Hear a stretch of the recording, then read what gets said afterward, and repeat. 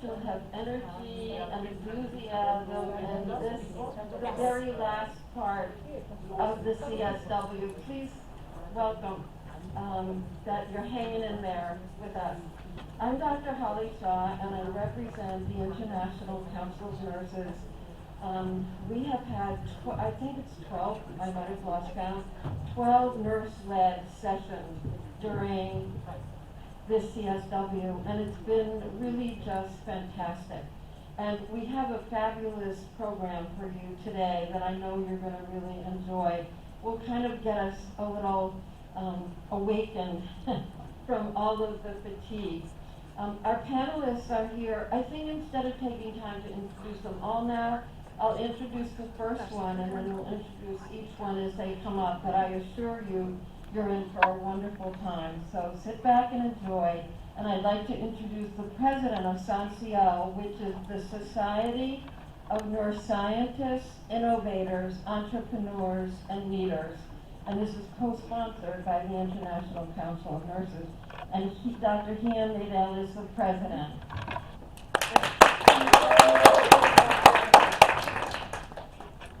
So Holly, my shaker and mover here, asked me to tell you a little bit about myself. And so my day job is the Director of Innovation at Mass General Hospital in Boston.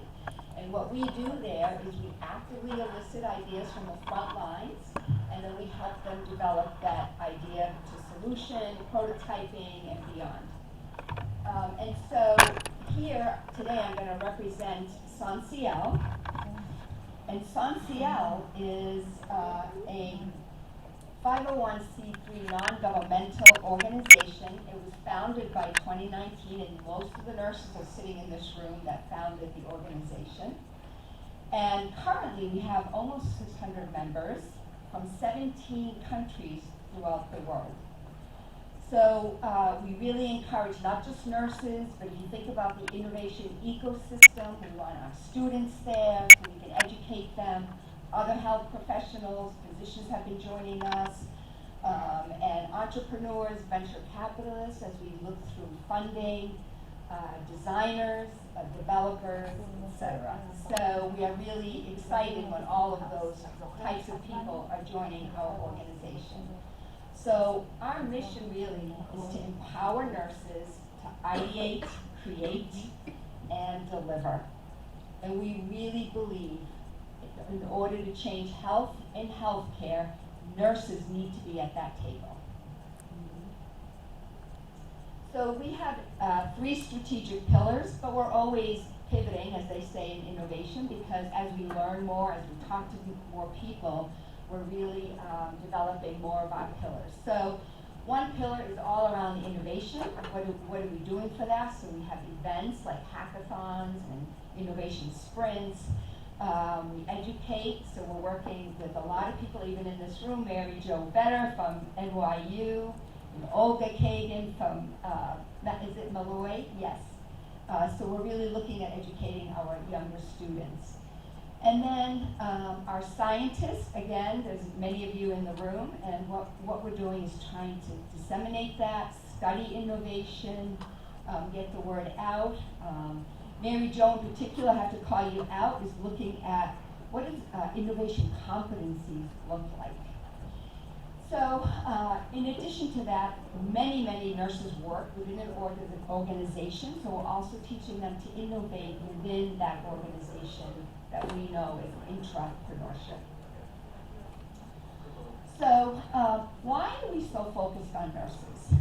So if you think about innovation or inventions themselves, it comes from people that are deeply experiencing that problem or are the closest to the problem.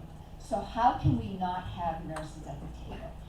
They are unique in identifying all the needs, the challenges, the barriers, the inefficiencies for patients and their families and health systems. So lots of people roll their eyes when we say innovation. And I don't blame them, because I think they think that it's foo-foo or somewhere above, but there's a real methodology to it that I'll go over in a minute. But really, innovation is deliberately bringing people with diverse skills and perspectives to the table to identify problems or unmet needs and then help develop solutions. So those perspectives really inspire each other, and then we aspire to what can be in the future, and that's what we want for innovation. So what methodology do we use? We use a design thinking lens.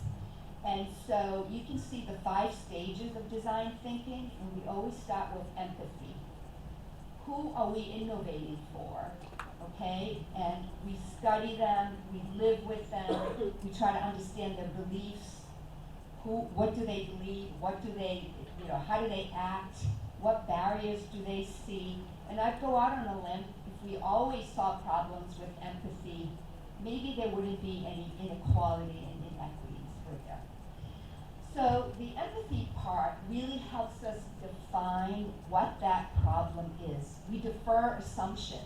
Just because I think as a clinician that if there is a problem doesn't mean that I am right until I get to know who and what I'm trying to solve for. And that definition helps us come up with a bunch of ideas, right? And we love crazy and wild ideas because then we can converge those wild and crazy ideas to come up with the best solution. And then we begin our prototyping. And that prototype can be an innovative process. We are agnostic in my center, could be high tech, low tech, no tech. And then we start to put it out in the field and really test it, bring it back, make it better, put it back out in the field, bring it back and test it.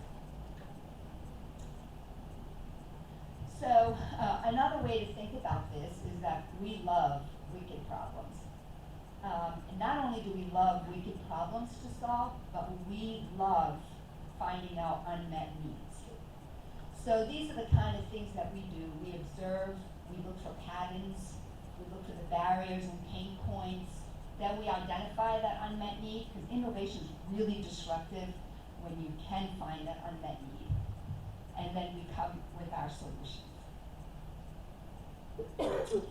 So Rachel Acker, who is my dear colleague here, we've been working together on the design thinking, and we've even evolved it even more.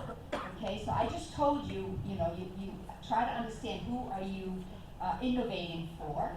So it's user-centered. We used to think, is that desirable?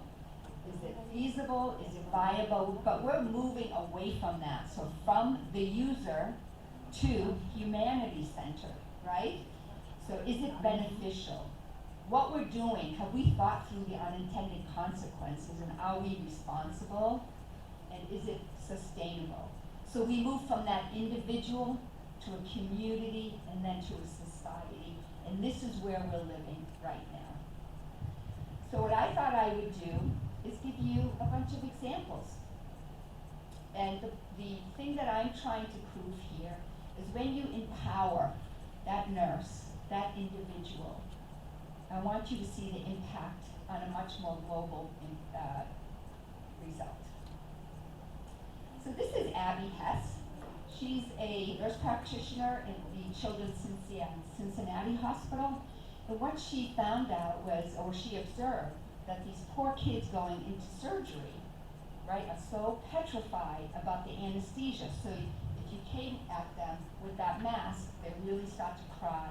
Then the parents start to cry because they get very upset. And so she developed a game. And it helps them put on the mask and do some games and breathe, and then suddenly they can go into the surgery feeling calm. But she didn't stop there, right? She now is going to, we're meeting with her because they are setting up an entire innovation center for the first time at Cincinnati Hospital. So both the physician, nursing leadership have come together, and we've been meeting so to help them set that innovation center. So again, inspiring that one nurse creates the impact.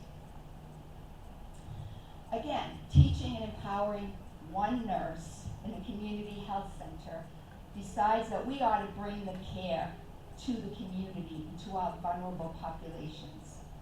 So we have mammography that goes out to the communities. They set up where people, preach, go to church. We have care, vaccine information, really trying to go out to the community and help them. And this last van, I love this because this is for substance use disorder. And what they did was they made artwork so that it destigmatizes substance use, so when they're out in the communities. And here is my really, I just love this person. She's right there. Again, inspiring Andrea. While she understands what innovation, it wasn't enough for her. Okay, when she came over as an immigrant, she remembered that she couldn't get to the food. It isn't just about food insecurity, but it's about transportation. It's about all these other things that we just don't think about. And now she has a community garden, so they feed the communities right within their own settings. And also she told me today they opened up a school in Ecuador where she's from. Isn't that amazing? And her next thing is she's going to buy a bus and do some other stuff, but I can't tell you just yet. Okay, so again, I bring this up. How do we go from a user-centered to humanity-centered? So now, I want you to come with me around the world. So, a nurse identified that in Nairobi, women after delivery can sometimes have fistulas and have fecal incontinence. And so they didn't understand that these can be fixed. And so these women would be thrown out of their home, hunted by animals at night from the scent and stuff. And so when she alerted us, we sent out our global team to go out there and repair these fistulas. And here's how happy they are. Again, empowering one nurse. And here's their kids. Okay, let's go to Brazil. And so they have joined us. They have a Federal Council of Nursing in Brazil. And on July 2021, they created a National Commission for Innovation and Entrepreneurship in Nursing. And now they've done more than 75 activities in Brazil since it was installed. And also we'll be looking over their curricula and just helping them with the innovation stuff as well. So I'm going to tell you a little story about Dr. Mir Rosenberg.